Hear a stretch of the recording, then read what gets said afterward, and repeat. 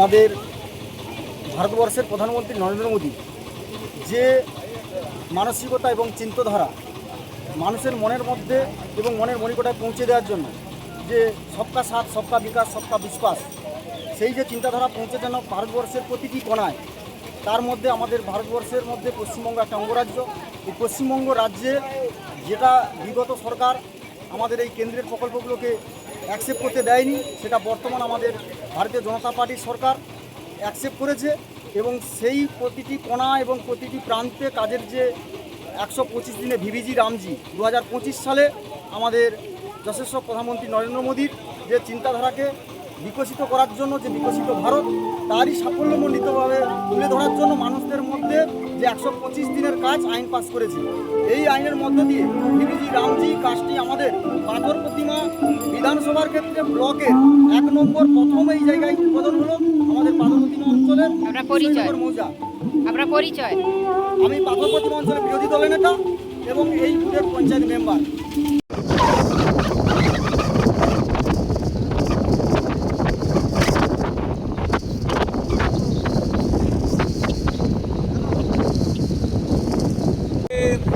ওখানে একটা কংক্রিটের বাঁধ করেছিল।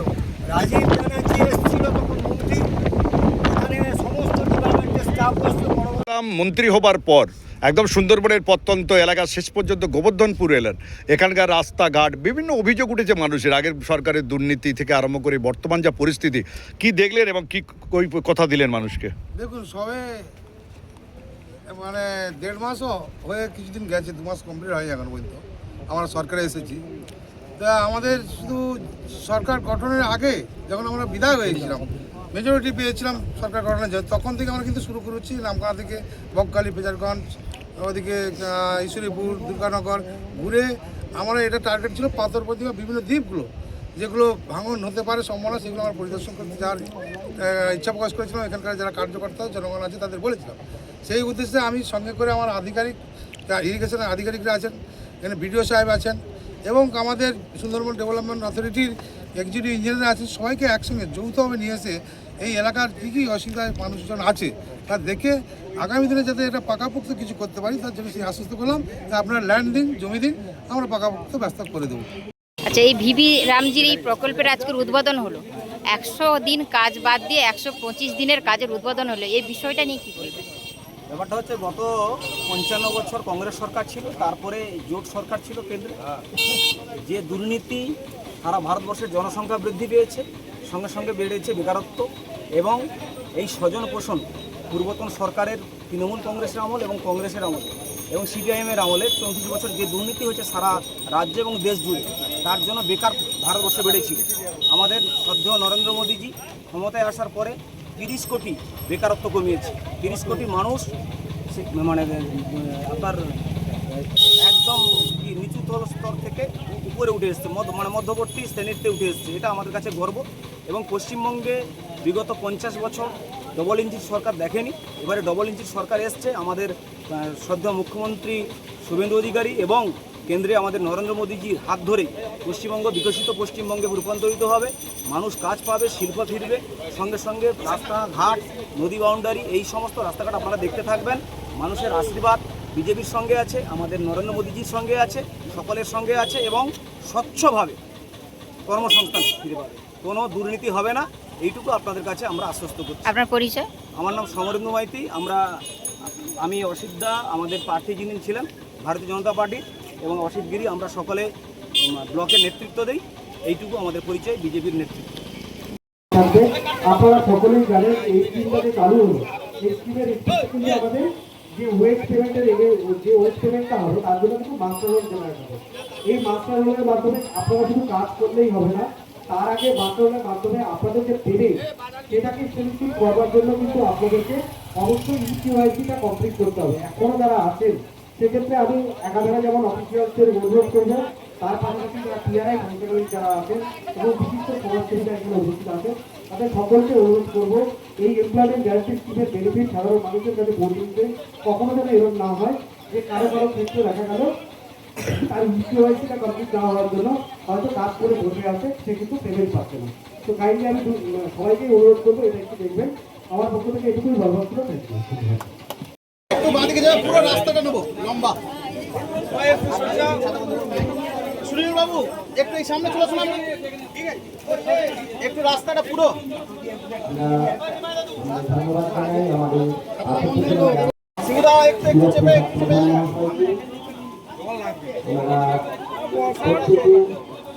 পশ্চিমবঙ্গ সরকারের যে ছুটি নির্মিত হয় তার জন্য আমাদের শুভ উদ্বোধন এখানে নাহিদ হাকিম আমাদের শুভ উদ্বোধন করলেন।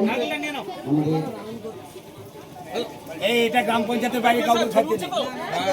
আমাদের উনি কংক্রিট রাস্তার শুভ উদ্বোধন করছেন নিজে হাতে, এবং এলাকার মানুষের যে এতদিনের প্রত্যাশা, সেই প্রত্যাশা আজ ধন্যবাদ জানাই পশ্চিমবঙ্গ সরকারের পক্ষে একটু একটু এই জায়গাটা একটু সোজা করে ছেড়ে দিন তো, একটু ডাইভার মৌজায় যে মার্কেট বাজারে আজের শুভ উদ্বোধন। এই শুভ উদ্বোধনে আজ আমরা এলাকাবাসীর পক্ষ থেকে পশ্চিমবঙ্গ সরকারের প্রত্যেক আধিকারিক এবং বিশিষ্ট সমাজসেবীগণদেরকে আমরা এলাকাবাসীর পক্ষ থেকে আন্তরিক শুভেচ্ছা, ধন্যবাদ ও কৃতজ্ঞতা জানাই।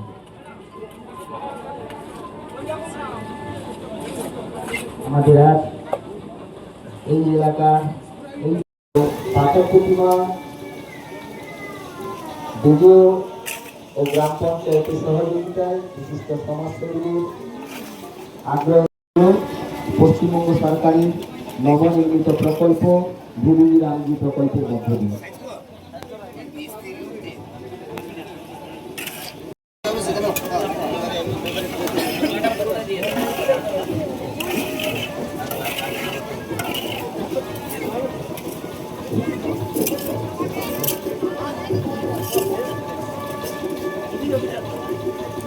মন্ত্র বলুন।